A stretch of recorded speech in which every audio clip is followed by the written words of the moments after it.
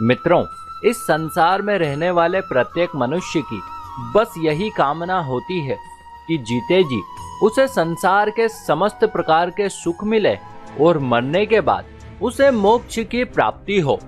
किंतु सभी के साथ ऐसा नहीं हो पाता है। जीते जी तो इन्हें दुख मिलते ही है, अपितु मरने के बाद भी इन्हें मोक्ष नहीं मिल पाता है। किंतु मित्रों, शिव पुराण हमें भोग और मोक्ष के संदर्भ में 10 ऐसे रहस्य उद्घाटित करता है जिनका पालन करके कोई भी मनुष्य एक साथ भोग तथा मोक्ष दोनों फलों की प्राप्ति कर सकता है। तो आइए एक बार विस्तार से प्रकाश डालते हैं शिव पुराण में बताए गए उन 10 बिंदुओं पर।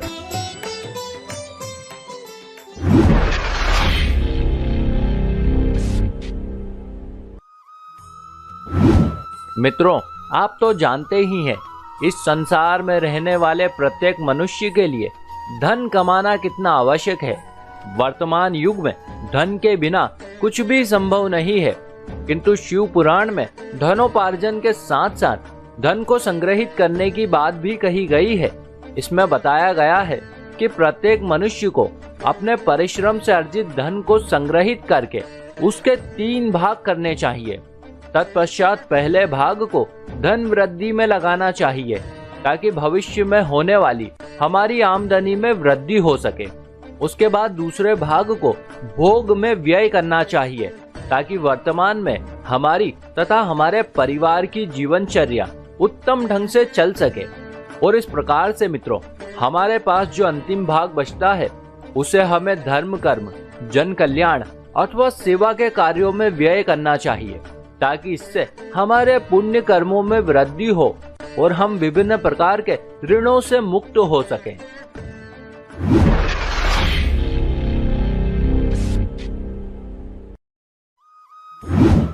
मित्रों, आपको तो पता ही है हम मनुष्यों के लिए क्रोध कितना अधिक हानिकारक है।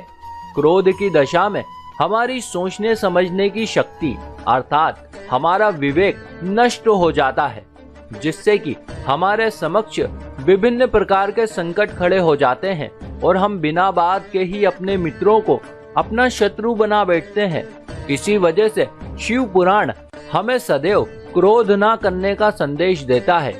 यह हमें बताता है कि हमें आत्मचिंतन करके क्रोध का त्याग करना चाहिए ताकि किसी भी दशा में हमें क्रोध ना आए। किंतु फिर भी यदा कदा कभी क्रोध आ भी जाए तो इसी दशा में हमें कोई भी वचन नहीं बोलना चाहिए, क्योंकि जब हम क्रोध अथवा आवेश में आकर अपने मुख से कोई ऐसा वचन बोल देते हैं जो सुनने वाले को अप्रिय लगता हो, तो फिर वो व्यक्ति भी ऐसी ही प्रतिक्रिया व्यक्त करता है, जिसे सुनकर हमारा क्रोध और भी अधिक बढ़ जाता है, जिससे कि बाद में हमें बहुत ही पछतावा होता है।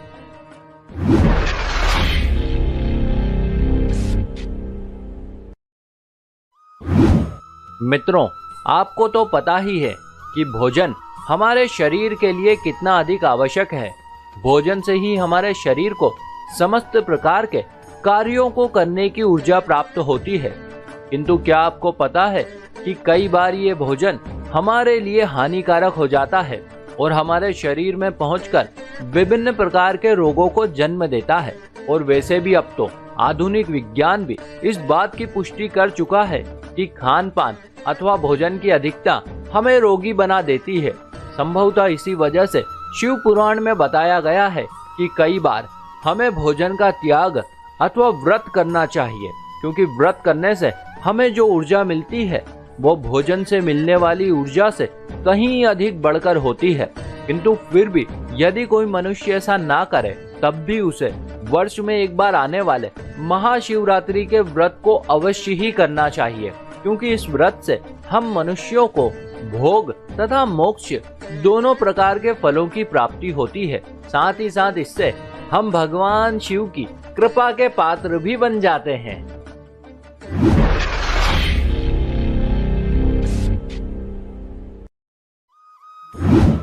मित्रों, हमारे हिंदू धर्म में किसी भी कार्य को करने का उचित समय अर्थात मुहूर्त निर्धारित किया जाता है, जिससे कि हमारा वो कार्य बिना विघ्न अथवा बाधा के संपन्न हो सके। इसी प्रकार से प्रतिदिन जब सूर्य देव अस्त होते हैं और चंद्रमा उदय होने की तैयारी में रहते हैं, तब का समय संध्या काल का समय कहलाता है। और इसी संध्या काल के संदर्भ में शिव पुराण में विस्तार से बताया गया है। इसमें लिखा है कि संध्या काल के समय त्रिनेत्रधारी भगवान शिव अपने दिव्य नेत्रों से तीनों लोकों को देख रहे होते हैं। अतः उस समय जो कोई भी प्राणी कटुवचन कहता है या क्रोध, सहवास, भोजन अथवा यात्रा इत्यादि करता है, तो निश्चित ही वो पाप का भागी बनता है और फिर उसे भगवान शिव के क्रोध से कोई नहीं बचा सकता है।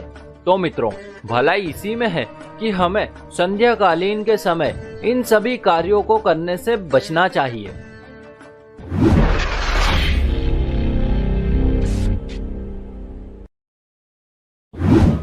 मित्रों, किसी भी मनुष्य के लिए झूठ बोलना बहुत ही आसान होता है।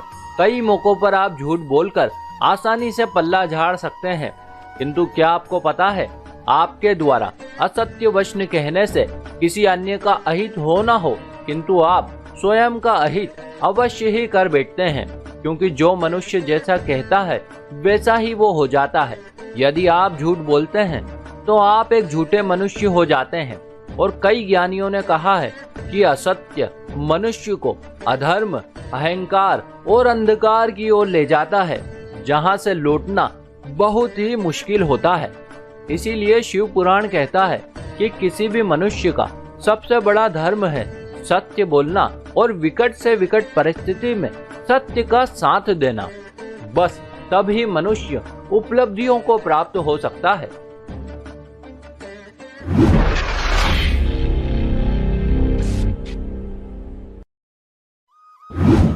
मित्रों, प्रत्येक मनुष्य कोई भी कार्य अपने हित और स्वार्थ को ध्यान में रखकर करता है।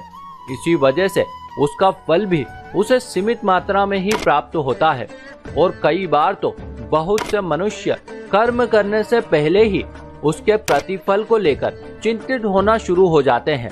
उदाहरणार्थ, यदि कोई व्यापारी व्यापार करता है तो वो इस बात को लेकर पहले से ही चिंतित होना शुरू हो जाता है कि कहीं उसे लाभ के स्थान पर हानि हो गई तो उसका क्या होगा, जबकि उसे ये बात अच्छे से पता है कि ये व्यापार है और व्यापार में लाभ और हानि तो होती ही रहती है, भले ही वो इसकी चिंता करे अथवा ना करे।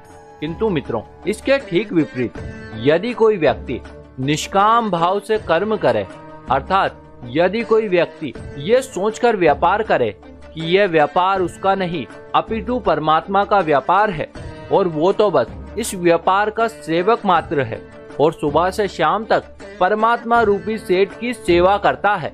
अब यदि लाभ हो तो भी ठीक और यदि ना हो तो भी ठीक। निश्चित ही मित्रों, ऐसी मनोदशा रखने से हानि नहीं अपितु लाभ ही होगा। साथ ही साथ व्यर्थ की चिंताओं से मुक्ति भी मिल जाएगी। इसीलिए शिव पुराण कहता है कि हमें न सिर्फ व्यापार अपितु हर कार्य को निष्काम भाव से करना चाहिए, भले ही उस कार्य से व्यापार अथवा धनोपार्जन का कोई सरोकार ही न हो।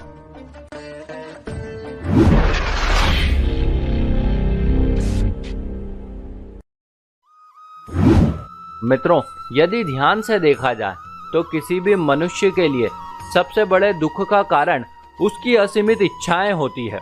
यदि कोई मनुष्य कभी कोई एक इच्छा करता है तो उस इच्छा की पूर्ति के लिए दूसरी इच्छा का जन्म हो जाता है और दूसरी से तीसरी, और इस प्रकार से वो मनुष्य इच्छाओं के जाल में फंसता चला जाता है और बिना बात के मरते दम तक उन इच्छाओं की पूर्ति के लिए अपना जीवन नष्ट कर लेता है। इसीलिए शिव पुराण में हमें अनावश्यक तथा आवश्यकता से अधिक इच्छाओं को त्यागने की बात कही गई है, क्योंकि जब कोई मनुष्य पूर्ण रूप से अपनी इच्छाओं का त्याग कर देता है तो उसे जिस सुख की प्राप्ति होती है उसे सुख नहीं अपितु महासुख कहा जाता है।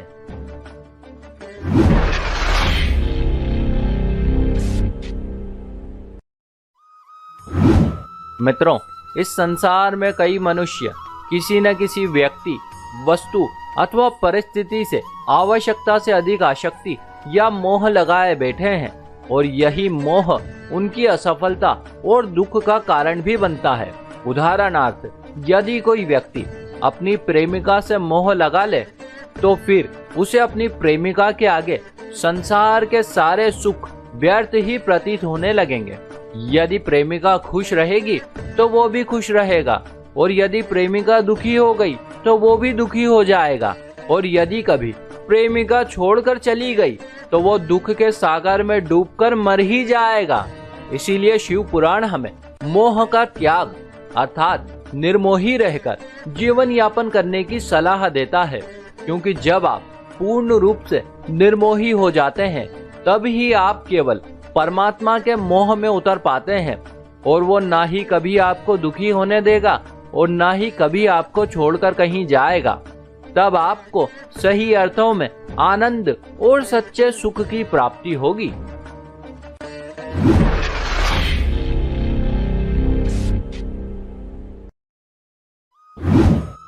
मित्रों, वर्तमान समय में हम जिस युग में जी रहे हैं वो विभिन्न प्रकार के आविष्कार और खोजों का अति उत्कृष्ट युग है। लेकिन क्या आपने कभी विचार किया है कि आखिर ये सारी खोजें और आविष्कार भला कैसे हुए हैं? इनके पीछे कौन सी शक्ति काम कर रही है? वैसे इसका जवाब शिव पुराण में पहले ही दिया जा चुका है। इसमें बताया गया है कि किसी भी आविष्कार अथवा खोज के पीछे कल्पना शक्ति काम कर रही होती है। संभवतः इसीलिए भगवान शिव कहते हैं कि ज्ञान से अधिक कल्पना का महत्व है। हम जैसी कल्पना अथवा विचार करते हैं वैसे ही हो जाते हैं, और इसी आधार पर आदिदेव महादेव ने योग और ध्यान की 112 विधियां विकसित की थी। अतः मित्रों, किसी भी मनुष्य को चाहिए कि वो सदैव ही बहुत ही उत्कृष्ट और सकारात्मक कल्पना करे, ताकि वो मूर्त रूप में साकार होकर संसार को एक नई दिशा प्रदान कर सके।